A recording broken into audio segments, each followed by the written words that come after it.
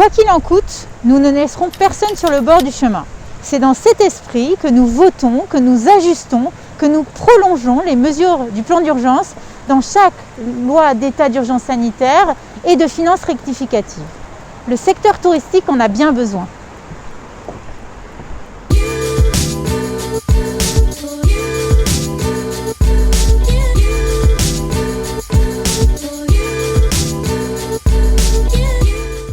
Tout s'est arrêté en 2020 sur l'ensemble des événements professionnels, tourisme d'affaires. On a à peu près la moitié des événements de 2020 qui se reportent sur 2021, à condition qu'on puisse le faire, ça on ne sait pas encore, on verra, mais un système complètement à l'arrêt, sachant qu'il vient compléter le tourisme de loisirs qui lui vient dans les saisons de vacances, enfin les périodes de vacances.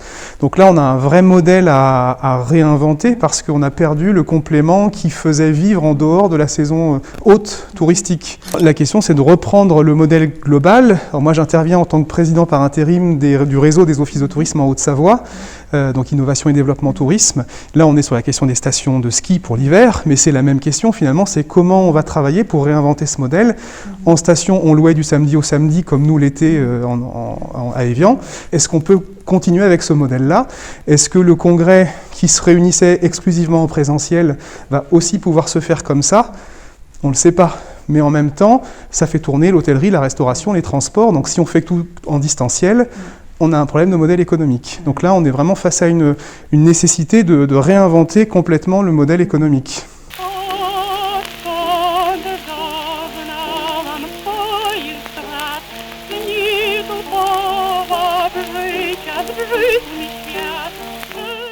Les centres de vacances sont évidemment très impactés par cette crise du Covid. Les réservations janvier et mars sont catastrophiques. Pour la période des vacances, elles semblent un petit peu épargnées. Ce qu'on attend, c'est quand même un soutien de la part des pouvoirs publics afin de pouvoir continuer à exercer notre profession dans les années futures. Il est important que les centres ne soient pas transformés en lits froids, sachant qu'il y a très peu de projets de construction d'hébergement de mineurs.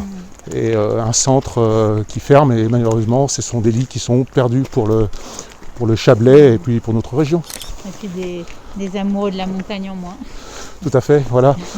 des enfants qui ne vont pas pouvoir redécouvrir nos territoires et puis revenir aussi avec leurs parents et puis aussi leurs enfants plus tard.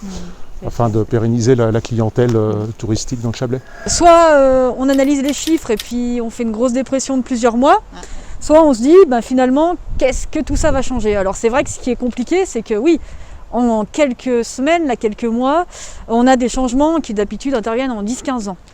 Alors du coup, qu'est-ce qu'on fait? On analyse ces nouvelles tendances, on fait le constat, puis on passe aux actions concrètes pour 2021. Parce que là, dehors, on a des dizaines et des dizaines de sociopros qui attendent, qui sont dans les starting blocks et qui se disent « mais moi, je mets quoi en place pour l'année prochaine ?» Alors du coup, on sait que les gens vont rechercher des grands espaces préservés. Alors là-dessus, je pense qu'on peut le voir, on a de la chance. On a des espaces qui sont incroyables, préservés, des grands espaces verts. Et il va falloir miser là-dessus. Donc il va falloir refaire venir les gens.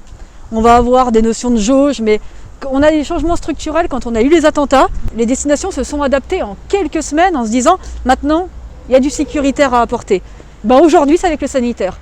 Et on sait qu'on sera capable demain, nous, de proposer des activités à petite jauge et on pourra comme ça faire revenir les gens en leur disant « vous inquiétez pas, vous allez découvrir un truc incroyable, préservé, inédit et vous allez pouvoir le faire en plus en toute sécurité parce que on va dire, il y a 10 personnes, alors peut-être qu'on sera ouvert vachement plus tard, peut-être que ça sera au lever du soleil, peut-être que ça sera des nocturnes, mais on sera capable de découvrir la destination à tout moment. Une autre tendance, c'est que les gens ont eu une vraie prise de conscience d'écologie, d'environnement, et du coup, là c'est pareil, il faut jouer cette carte de réassurance verte, et du coup on peut se dire, demain, nous par exemple, on ira sur le label de l'ONU, Climate Neutral Now, pour se dire, en fait, nous, on est une destination verte, on est une destination éco-responsable, durable, et on peut dire aux gens, quand vous venez chez nous,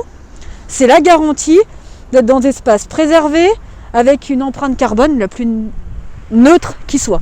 Donc les encourager aussi à voyager différemment. Moi je crois qu'on a une vraie carte à jouer, notamment sur le ferroviaire.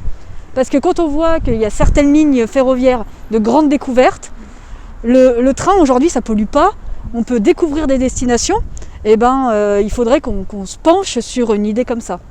Et puis les géants, les bookings, les TripAdvisor, etc. C'est bien, c'est un outil comme un autre, ils font notre promo, ils ont pignon sur rue, mais nous, on doit apprendre à commercialiser nos destinations sans leur donner tout notre fric.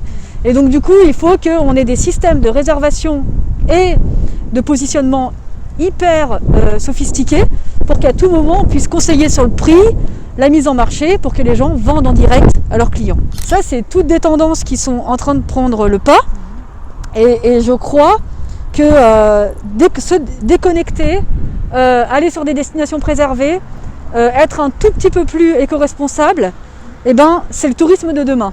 Alors on va investir tout notre argent là-dedans et on va être prêt là pour 2021 finalement proposer des choses beaucoup plus pertinentes.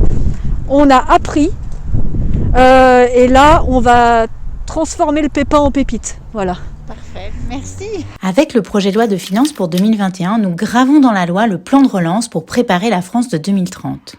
Ces 100 milliards d'euros destinés à accélérer la transition écologique et numérique, à rendre notre économie plus résiliente et à faire de la relance un véritable vecteur d'inclusion sociale, serviront assurément à transformer cette industrie au plus près des territoires qu'est le tourisme, afin qu'il soit aussi au plus près des aspirations citoyennes. C'était Chablais Backstage, rendez-vous le mois prochain.